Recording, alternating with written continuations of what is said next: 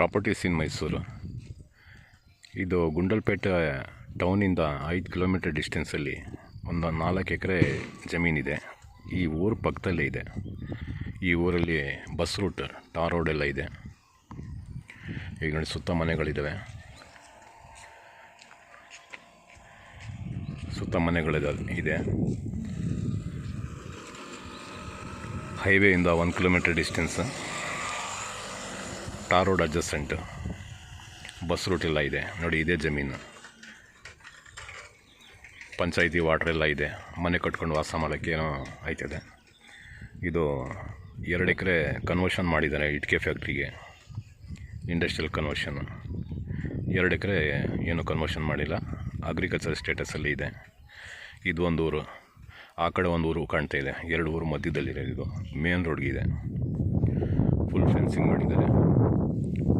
ಇದು ಸೇಲ್ ಮಾಡ್ತಾಯಿದ್ದಾರೆ. ಒಂದು ಬೋರ್ವೆಲ್ ಇದೆ. ಬೋರ್ವೆಲ್ಲಲ್ಲಿ 2 ಇಂಚ್ ನೀರಿದೆ. ಇಟ್ಟಿಗೆ ಫ್ಯಾಕ್ಟ್ರಿ ಮಾಡಿದ್ರೆ ಈ ಲಾರಿಗಳೆಲ್ಲ ಬಂದು ತುಂಬ್ಕೊಂಡು ಹೋಗೋಕ್ಕೂ ಈಸಿ ಇದೆ. ಇದ್ರದ್ದು ಬೆಲೆ ಗೊತ್ತಾಗಿಲ್ಲ, ಸಾಯಂಕಾಲ ಗೊತ್ತಾಯ್ತದೆ. ಇವತ್ತು ಹಬ್ಬ, ಎಲ್ಲೋ ಪೂಜೆಗೆ ಹೋಗಿದ್ದಾರಂತೆ. ಸಂಜೆ ತಿಳ್ಕೊಂಡು ಡಿಸ್ಕ್ರಿಪ್ಷನಲ್ಲಿ ಬರೆದಿರ್ತೀನಿ, ರೇಟು ನೋಡ್ಕೋಬೋದು. ಈಗ ಗೌರ್ಮೆಂಟಿಂದ RTC ಇಲ್ಲದಿರೋರು ತೊಗೋಬೋದು ಅಂತ ಘೋಷಣೆ ಮಾಡಿದ್ದಾರೆ. ನೋಡಿ, ಈಗ ಇದೇ ಟೈಮಲ್ಲಿ ತೊಗೊಂಡು ಒಂದು ಜಮೀನು ಅಂತ ಮಾಡಿಕೊಂಡ್ರೆ ಪರ್ಮನೆಂಟಾಗಿ RTC ಉಳ್ಕೋತದೆ. ಮತ್ತು ಇದು ಯಾವಾಗ ಕ್ಯಾನ್ಸಲ್ ಆಗುತ್ತೆ ಗೊತ್ತಿಲ್ಲ. ಯಾಕಂದರೆ ಗೌರ್ಮೆಂಟು ಇವತ್ತು ಇರೋದು ಗೌರ್ಮೆಂಟ್ ನಾಳೆ ಇರೋಕ್ಕಿಲ್ಲ.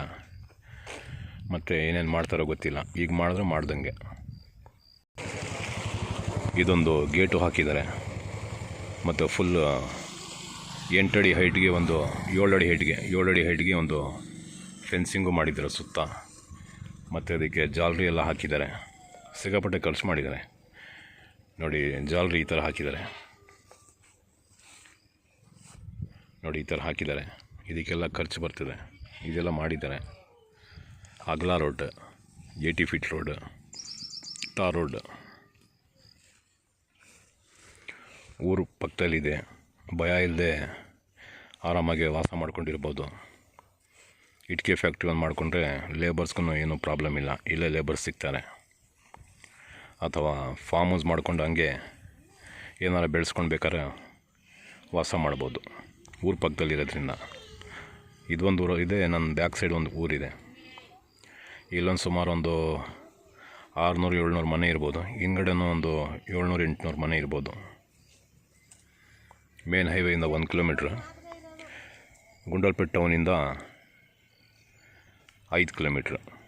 ಮೈಸೂರು ಸಿಟಿ ಸೆಂಟ್ರಿಂದ 65 ಕಿಲೋಮೀಟ್ರ್. ಬೆಂಗಳೂರಿಂದ 205 ಕಿಲೋಮೀಟ್ರ್.